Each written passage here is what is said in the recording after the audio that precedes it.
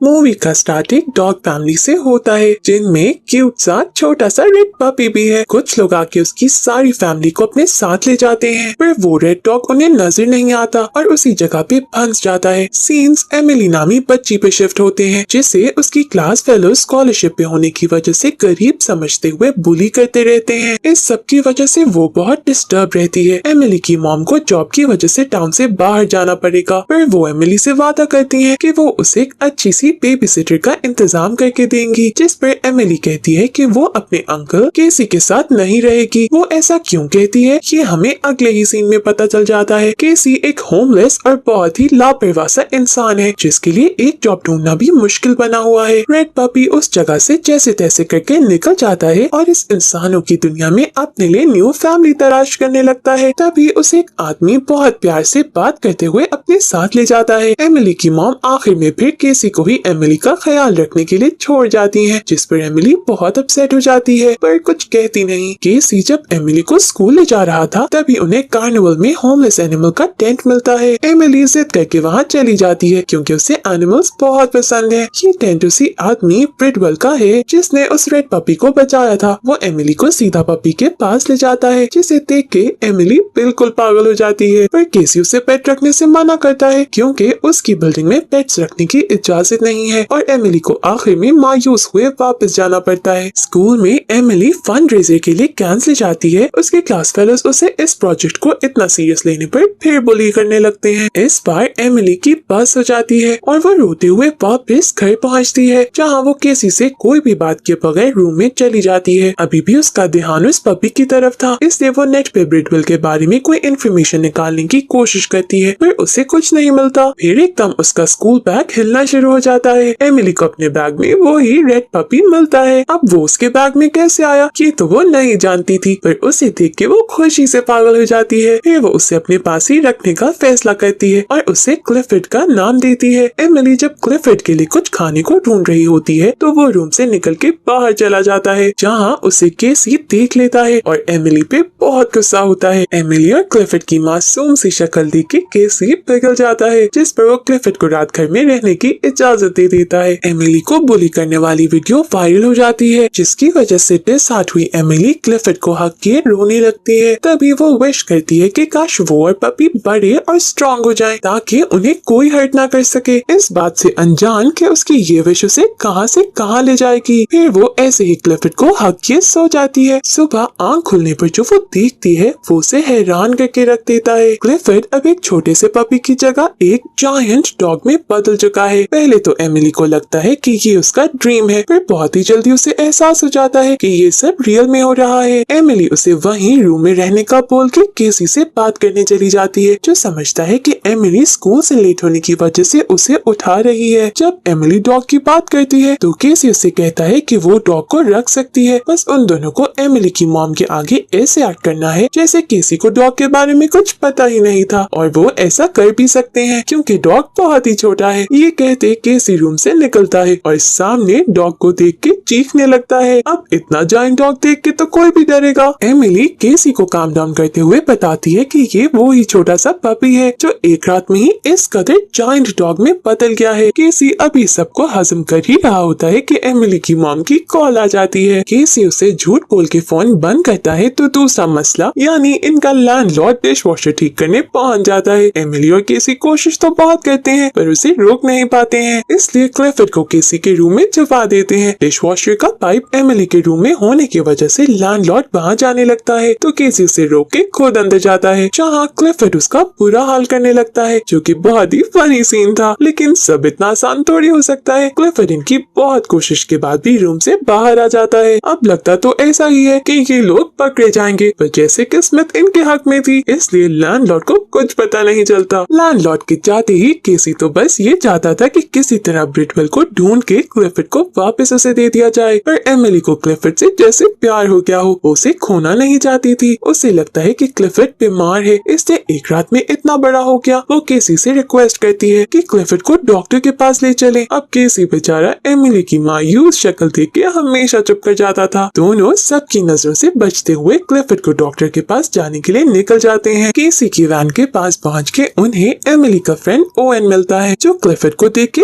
पहले तो घबरा जाता है, फिर अपने होश संभालते हुए उन्हें उसकी इस मिशन में हेल्प करने को कहते हुए उनकी टीम का हिस्सा बन जाता है। अब ये सब क्लिफर्ड को डॉक्टर के पास ले जाने ही लगते हैं कि उसे सामने पार्क में बबल बॉल नजर आता है जिसमें एक आदमी था, पर क्लिफर्ड उसे इग्नोर करते बॉल के पीछे भाग पड़ता है। जितना केसी और एमिली उसे लोगों की नजरों से बचा रहे थे, वो उतना ही सबके टेंशन की वजह बन जाता है। सीन्स एक जैक नामी आदमी पे शिफ्ट होते हैं जो लाइफ ग्रो नामी बायोटेक्नोलॉजी लैब का मालिक है। उसके एक्सपेरिमेंट अच्छे नहीं चल रहे थे जिसकी वजह से उसे बहुत नुकसान होता है। तभी वो क्लिफर्ड को सोशल मीडिया पे देख लेता है। उसे लगता है कि क्लिफर्ड उसके बिजनेस के लिए बहुत ही फायदेमंद साबित होगा, इसलिए उसे पकड़ने का फैसला करता है। एमिली फाइनली क्लिफर्ड को डॉक्टर के पास ले जाने में कामयाब हो जाती है, लेकिन जैसा वो सोच रही थी वैसा कुछ भी नहीं था। डॉक्टर के हिसाब से क्लिफर्ड बिल्कुल ठीक है और उसे कोई बीमारी नहीं है। बाहर रिसेप्शनिस्ट इन्हें बताती है कि आज तक जो कोई भी अजीब एनिमल यहाँ आया है वो हमेशा ब्रिटविल के टेंट से ही आया है, जैसे उस आदमी के पास कोई मैजिक हो। ये सुन के केसी और पक्का हो जाता है कि उन्हें हर सूरत ब्रिटविल को ढूंढना ही होगा, शायद वो क्लिफर्ड को वापस छोटा कर दे। एकदम एमिली को आइडिया आता है कि ब्रिटविल इनके स्कूल कार्निवल पे था, इसका मतलब इन्हें स्कूल के कंप्यूटर में उसकी इन्फॉर्मेशन मिल सकती है। ये सुनते ही केसी थोड़ा सा भी लेट के बगैर इन्हें लिए स्कूल पहुंच जाता है। जैक का प्लान है कि वो क्लिफर्ड को ढूंढ के उसे अपने लैब की चिप लगा देगा। ऐसे करके क्लिफर्ड उनकी प्रॉपर्टी बन जाएगा और कोई उन्हें उसे ले जाने से रोक नहीं पाएगा। जैक के लोग उन्हें एमिली की इन्फॉर्मेशन निकाल के दे देते हैं, इससे उनके लिए क्लिफर्ड को ढूंढना बहुत आसान हो जाता है। वहाँ केसी और ओवेन बड़ी ही चालाकी से स्कूल के कंप्यूटर से ब्रिटविल की इन्फॉर्मेशन निकालने में कामयाब हो जाते हैं। जैक एमिली के घर पहुँच के उसकी और क्लिफर्ड की पिक्चर लैंडलॉर्ड को दिखा देता है। इन शॉर्ट वो एमिली के लिए एक बड़ा मसला खड़ा कर देता है। एमिली स्कूल से क्लिफर्ड के लिए हॉट डॉग्स ले रही होती है। इतना सारा खाना देख के उसकी क्लास फेलोज उसे फिर से गरीब होने के ताने मारने लगते हैं। तभी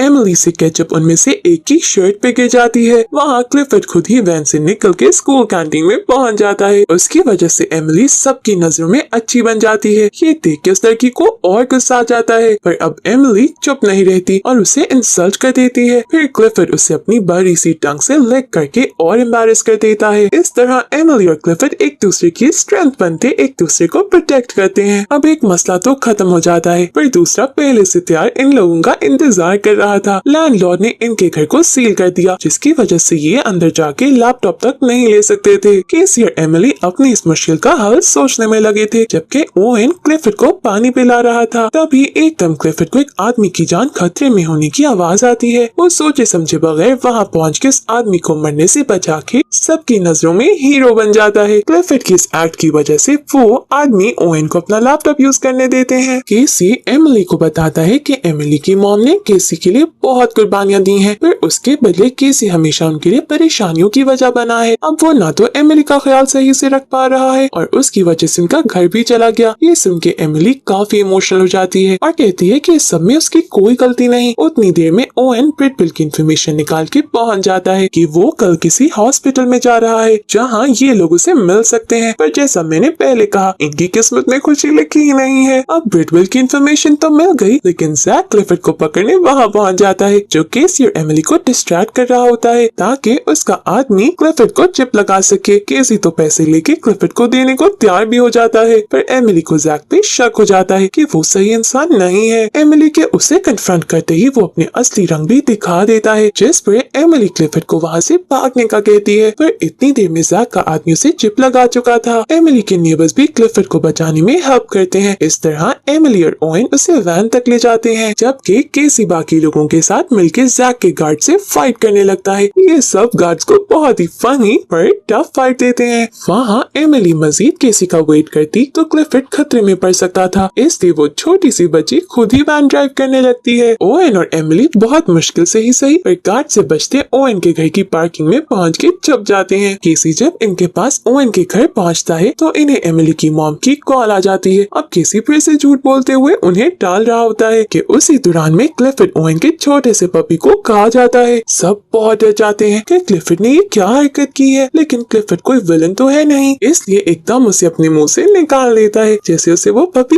अच्छा ना लगा हो। ये देख के वो सब डर के उसे फौरन खाना देते हैं कि कहीं वो भूख की वजह से इनमें से किसी को खाने की कोशिश न करे। जैक पुलिस के पास जाके उन्हें झूठ बोल देता है कि क्लिफर्ड उनका एक्सपेरिमेंट है और अगर वो जल्दी उसे लैब में ना ले गए तो उसे इन्फेक्ट होके और एनिमल्स भी इतने इतने जॉइंट हो सकते हैं जो ह्यूमंस के लिए बिल्कुल सेफ नहीं है। इस बात से परेशान होकर पुलिस क्लिफर्ड को पकड़ने की प्राइज मनी रख देती है। ओवेन के डैड का कोरिया में एक बड़ा सा सफारी पार्क है। ये सब देख के वो इन्हें क्लिफर्ड को वहाँ छोड़ने की बात करता है। सब उससे एग्री करते हैं, पर एमिली क्लिफर्ड को इतनी दूर भेजने को तैयार नहीं थी। केसी उससे डील करता है कि ये लोग ब्रिटविल को ढूंढेंगे, अगर तो वो क्लिफर्ड को नॉर्मल कर देता है तो सही है, वरना इन्हें क्लिफर्ड को सफारी पार्क भेजना होगा। अगले दिन हॉस्पिटल पहुँच के इन्हें पता चलता है कि ब्रिटविल की तो डेथ हो चुकी है। ये एमिली के लिए बहुत शॉकिंग था और अब उसके पास क्लिफर्ड को दूर भेजने के अलावा कोई ऑप्शन नहीं बचता, इसलिए वो उसे इमोशनल गुड बाय करते हुए शिप पे चढ़ा देती है। क्लिफर्ड और एमिली दोनों के लिए ही एक दूसरे से दूर जाना बहुत मुश्किल था, पर क्लिफर्ड को खतरे से बचाने के लिए एमिली के पास अब कोई रास्ता भी नहीं था। एमिली की मॉम न्यूज में ये सब देख के परेशान हुई वापसी के लिए निकल जाती हैं। सीन्स एमिली और केसी पे शिफ्ट होते हैं, जिन्हें ब्रिटविल के फ्यूनरल का लेटर आता है, पर उस पे पिक्चर किसी और की होती है, जिसका मतलब ब्रिटविल अभी भी जिंदा है। ये देख के एमिली में होप पैदा हो जाती है। उतनी देर में ओवेन भी ब्रिटविल की इन्फॉर्मेशन निकाल के ले आता है कि वो किस पार्क में टेंट लगाया हुआ है, पर एक बार फिर खुशी के साथ मसला भी आता है। जैक के लोग क्लिफर्ड को कोरिया जाने से पहले ही शिप से पकड़ लेते हैं और उसके लैब ले जाते हैं। केसी,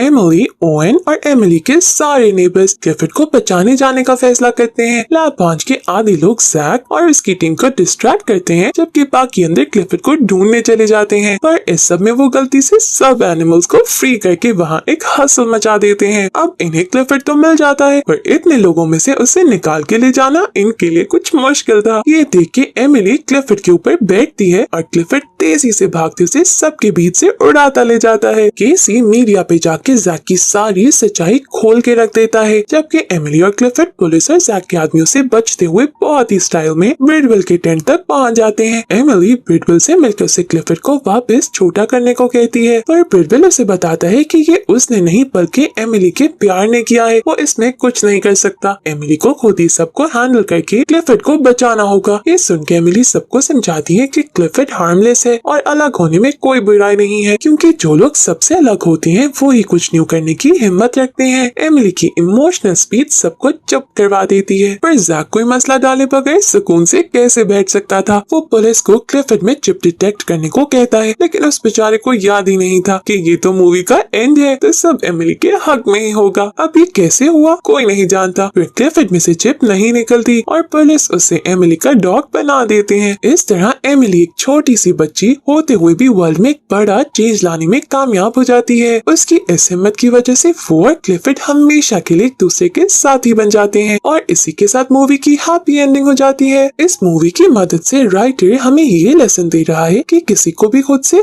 कमतर नहीं समझना चाहिए और ना ही डिफरेंट होने में कोई बुराई है, और ये भी कि अगर आप किसी के साथ अच्छे हो तो वो भी आपके साथ उतना ही अच्छा होगा, फिर चाहे वो इंसान हो या कोई जानवर। Thank you for watching.